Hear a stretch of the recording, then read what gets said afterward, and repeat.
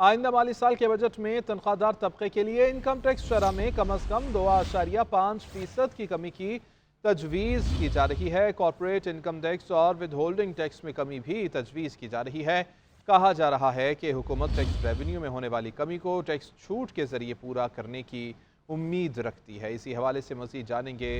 नुमाइंदा GNN इस्लामाबाद यासिर अयाज हमारे साथ मौजूद हैं। यासिर, बताइएगा इस मुतालिक।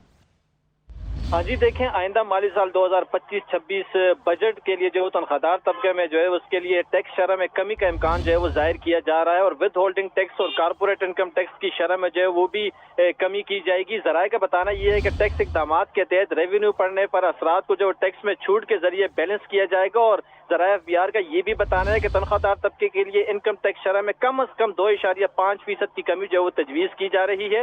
हुकूमत बजट में 500 से 600 अरब रुपए के टैक्स इकदाम तजवीज़ कर सकती है और ज़राए का बताना है कि रवा माली साल तनख्वाहदार तबके से रेवेन्यू की वसूली मुतवक्किल रेवेन्यू के मुकाबले में जो है वो कहीं ज्यादा हुई है। कंपनियों पर आय टैक्स की शरह और सुपर टैक्स में भी कमी की तजवीज़ जो है वो ज़ेर गौर है। जी ठीक है, बहुत शुक्रिया तफसीलात के लिए।